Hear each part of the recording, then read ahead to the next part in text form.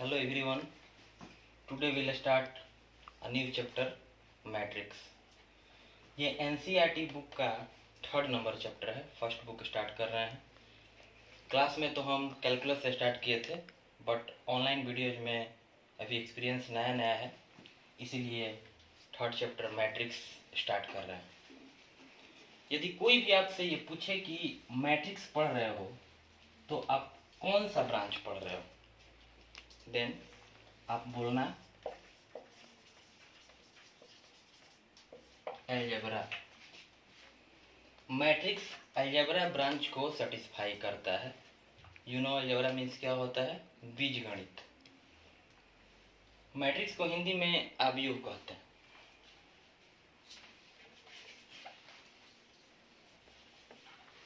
इस चैप्टर में बहुत सारी चीजें हम सीखेंगे।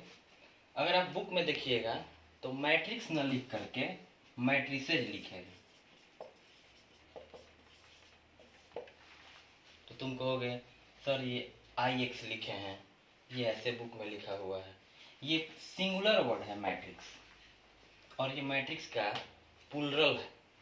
ये प्लूरल वर्ड है क्योंकि जब हम चैप्टर के अंदर जाएंगे तो ये एक ही टाइप का तो मैट्रिक्स पढ़ेंगे नहीं। बहुत सारे टाइप्स के मैट्रिक्स होते हैं, जैसे upper triangular matrix, lower triangular matrix, identity matrix, zero matrix, et cetera. बहुत सारे मैट्रिक्स होते हैं। तो बारी बारी से एक एक मैट्रिक्स को हम पढ़ेंगे और फिर आगे क्वेश्चन करेंगे। हम वीडियो में आपको एनसीईआरटी बुक से क्वेश्चन कराएंगे। अगर आपको किसी और बुक से क्वेश्चन करना होगा, कोई प्रॉब्लम क्रिएट हो गया, तो हम अपना व्हाट्सएप नंबर प्रोवाइड कराएंगे वीडियो में। आप व्हाट्सएप पे अपना प्रॉब्लम सेंड कीजिएगा, हम आपको उसका आंसर देते जाएंगे। कोई भी दिक्कत होगी व्हाट्सएप पे कांटेक्ट कीजिएगा, नंबर हम प्रोवाइड कराएंगे आपको। ओके।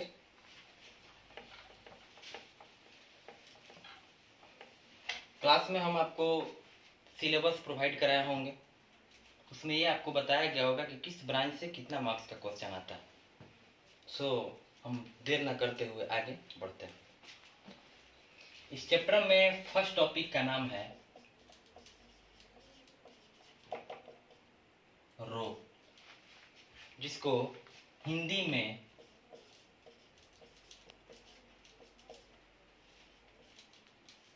पंक्ति कहते हैं। अब ये रो क्या है? What is row? मैट्रिक्स का डिफिनीशन जानने से पहले आपको रो के बारे में पता होना चाहिए कि रो है क्या। First,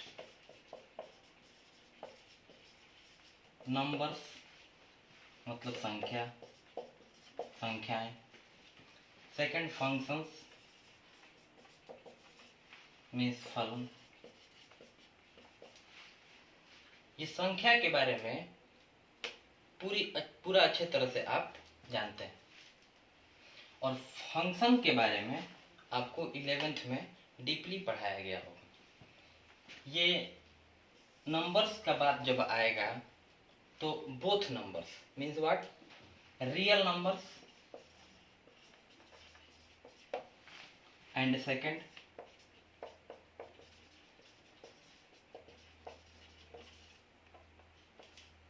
imaginary numbers. Real number, imaginary number, what is difference between them? दोनों में अंतर क्या है? ये रियल नंबर का मतलब हो गया वास्तविक संख्या, ये इमेजिनरी नंबर का मतलब हो गया अवास्तविक संख्या। 11th में कॉम्प्लेक्स नंबर में आपको बताया गया होगा। फॉर एग्जाम्पल, एक छोटा सा एग्जाम्पल लेते हैं हम लोग। जैसे ये -7 है, हमको ये चेकआउट करना है कि -7 रियल नंबर है, वास्तविक संख्या है, कि इमेजिनरी नंबर है, अवास्तविक संख्या है। Square of the given number, square निकालेंगे। दिए गए संख्या को यदि पहचानना होगा कि वह वास्तविक है कि अवास्तविक है, तो जो संख्या चेक करना होगा उसके स्क्वायर करो। स्क्वायर करने के बाद 49 आया, 49 आया। 49 के आगे का साइन देखोगे, चेक करना है -7 को कि रियल है कि इमेजिनरी है, लेकिन 49 के आगे का साइन क्या देखेंगे, क्या कंटेन किया है, पॉजिटिव साइन कंटेन किया। तो -7 का स्क्वायर किए तो 49 पॉजिटिव साइन गेन किया है। सो ये -7 रियल नंबर। नेक्स्ट बोलोगे सर एक इमेजिनरी नंबर का एग्जांपल बताइए। हम 11th में बताए होंगे आपको आयोटा। आयोटा का स्क्वायर करो, आयोटा का स्क्वायर कितना होता है बताए होंगे 11th में, -1। इस आयोटा एक संख्या है, इस संख्या का वर्ग किए तो माइनस आ रहा है, निगेटिव रिजल्ट आ रहा है। तो किसका वर्ग किए, आयोटा का। तो आयोटा जो हो गया यह इमेजिनरी नंबर हो गया, अवास्तविक संख्या हो गया। पढ़ा रहे हैं मैट्रिक्स और कॉम्प्लेक्स नंबर के बारे में बात कर रहे हैं। कॉम्प्लेक्स नंबर आपको बताया गया होगा, the number which satisfy the form x plus iota y then that is known as complex number where x and y are real number। x plus iy के रूप को सम्मिश्र संख्या कॉम्प्लेक्स नंबर कहा जाता है, जहां शर्त होता है कि x और y both are real number. x और y दोनों रियल हो तो x प्लस iy को सम्मिश्र संख्या कॉम्प्लेक्स नंबर कहते हैं। रोज सीखना है हमको, तो ये नंबर्स के बारे में डिस्कस किया गया, रियल क्या होता है, इमेजिनरी क्या होता है, कॉम्प्लेक्स क्या होता है। हम दो चीजों पे ध्यान देंगे जब हम नंबर्स बोलेंगे इस चैप्टर में, मैट्रिक्स चैप्टर में जब हम नंबर बोलेंगे तो आपके दिमाग में दो चीज रन करना चाहिए, रियल इमेजिनरी दोनों में से कोई आ सकता है। ये भी टोटल कॉम्प्लेक्स होता है, ये भी टोटल कॉम्प्लेक्स होता है। Every real number is also a complex number. प्रत्येक वास्तविक संख्या समिश्र संख्या होती है, प्रत्येक काल्पनिक संख्याएं भी समिश्र संख्या होती है। तो संख्या जब हम बोलेंगे तो उसमें कॉम्प्लेक्स नंबर समिश्र संख्या भी आ सकता है। फलन क्या है, 11th में बताया गया होगा फलन क्या है। तो मैट्रिक्स चैप्टर में दो ही संख्या और फलन दोनों का चर्चा बार बार आएगा। पंक्ति क्या है इस पे डिस्कस कर रहे हैं। दो चीज आपको दिमाग में रखना है, संख्या और फलन। संख्या जब बोलेंगे तो आपको कॉम्प्लेक्स भी समझना है और रियल इमेजिनरी कुछ भी, मतलब कॉम्प्लेक्स मतलब बोथ। और फलन बोलेंगे तो फलन साइन एक्स हो गया trigonometric function, sine inverse x हो गया inverse trigonometric function, logarithmic function ये हो गया, एक्सपोनेंशियल फंक्शन हो गया, इसमें स्पेशलिटी है, इसमें नेचुरल एक्सपोनेंशियल है, एक्सपोनेंशियल फंक्शन हो गया। बहुत सारे तरह फंक्शंस हम डिफरेंशिएशन कैलकुलस में आपको बताएंगे।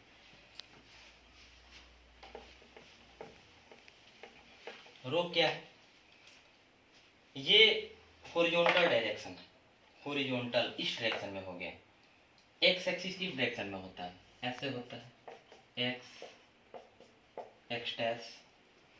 तो ये एक्स एक्सिस को हॉरिजॉन्टल लाइन भी बोल सकते हैं हम लोग कि ये हॉरिजॉन्टल लाइन है। अब इस डायरेक्शन में अगर हम नंबर या फंक्शन को अरेंज करते हैं तो उसको रो कहते हैं, पंक्ति कहते हैं। परिभाषा क्या है, पहले परिभाषा लिख लेते हैं, आप लोग भी साथ साथ लिखते चलिएगा। यदि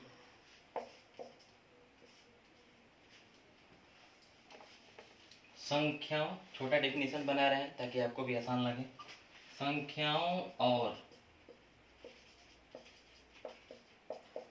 फलनों को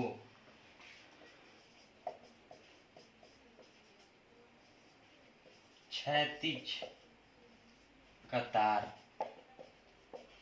में लिखने की प्रक्रिया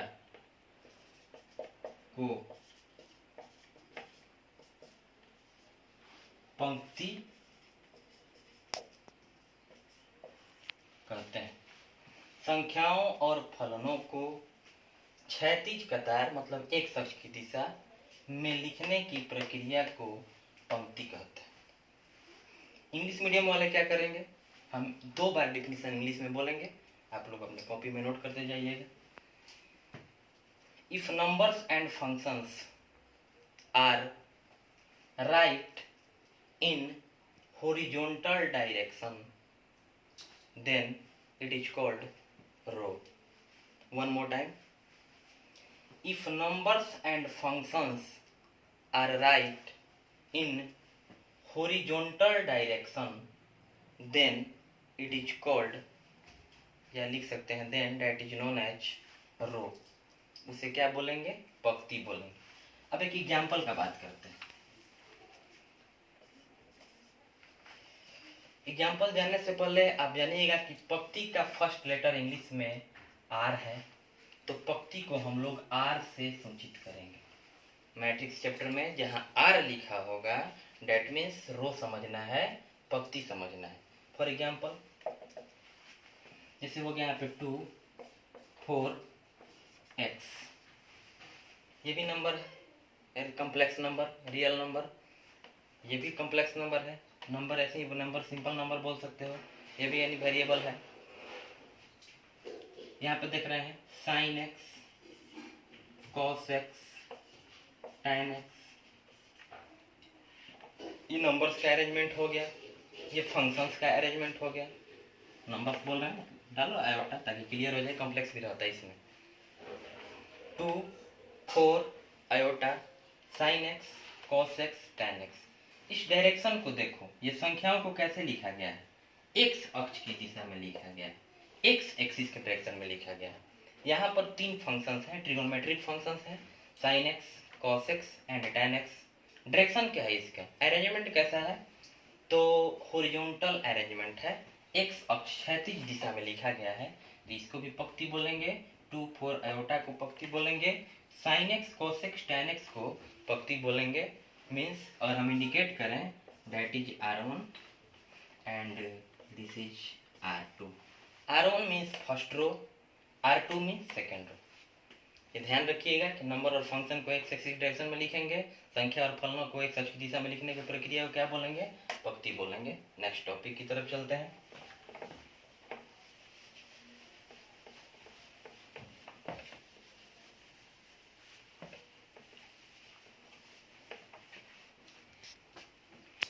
नेक्स्ट टॉपिक है आपका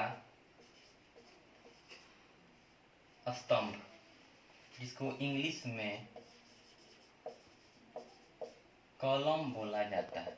कॉलम, COLUMN, कॉलम.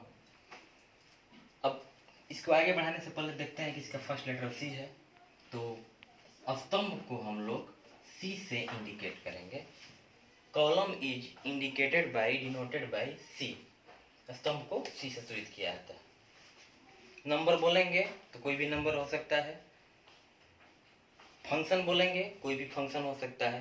अब नंबर और फंक्शन को वाई एक्सिस कैसे होता है? इस तरह से. इसको उदग्र कतार बोल सकते हैं. ये उदग्र रेखा हम पढ़ाए होंगे आपको, तो ये उदग्र कतार है. जैसे एग्जाम्पल पहले लेते हैं. यहाँ पे हो गया 4, यहाँ पे 6, यहाँ पे 9. ये आप क्या देख रहे हैं? संख्याओं का कतार है, लेकिन कैसा कतार है? वाई अक्ष की दिशा में. जिस तरह से हम देख रहे हैं यहाँ पे कि जिस तरह से वाई अक्ष होता है, उसी तरह से इन संख्याओं को अरेंज किया गया है, सजाया गया है. यहाँ पे लेते हैं e⁻x, cos x, a⁻x. ये फंक्शंस का अरेंजमेंट हो गया. कैसा अरेंजमेंट है? वर्टिकल अरेंजमेंट है. उदग्र कतार में संख्या और फलन को लिखा जा रहा है, तो इस प्रक्रिया को स्तंभ कहते हैं, कॉलम कहते हैं. तो ये आपका C1 हो गया, फर्स्ट कॉलम. ये आपका C2 हो गया, सेकंड कॉलम. डिफिनीशन क्या है? यह संख्याओं और फलनों, लिखते जाइए, संख्याओं और फलनों को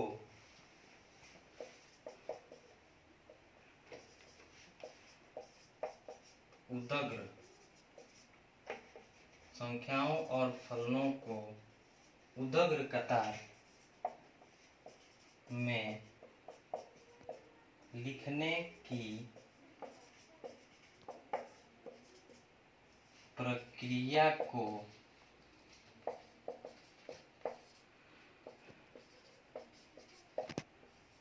स्तंभ कहते हैं। संख्याओं और फलनों को उदग्र कतार में लिखने की प्रक्रिया को स्तंभ कहते हैं। इंग्लिश मीडियम वाले थोड़ा ध्यान देंगे। लिखिए, write down. If numbers and functions are write in vertical direction, then it is known as column. If numbers and functions are right in vertical direction, then we get columns, that is known as columns, then it is called columns। कुछ भी लिखिए as you like। तो क्या समझे? उदग्र कतार में लिखेंगे तो स्तंभ होगा, कॉलम बोलेंगे। वर्टिकल अरेंजमेंट को कॉलम बोलेंगे। हॉरिजॉन्टल अरेंजमेंट एक अक्ष की दिशा क्षैतिज कतार में जब सजाएंगे संख्या और फलन को तो क्या बोलेंगे? पंक्ति बोलेंगे। ठीक है, आगे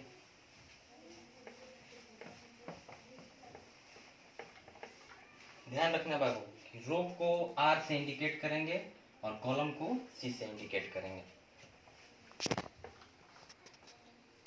now I am talking about matrix. What is matrix? Matrix है क्या?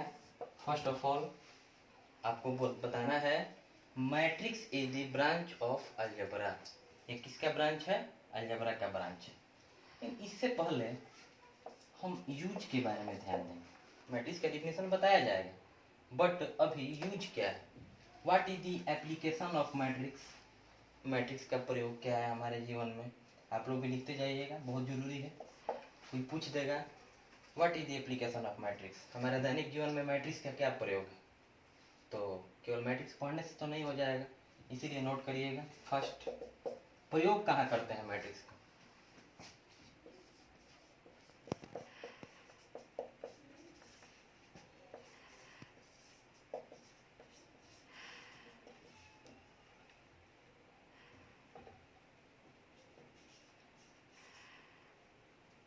इलेक्ट्रिकल इंजीनियरिंग लिखे हैं, थोड़ा सा दीवार है इधर। Electrical engineering. सेकेंड,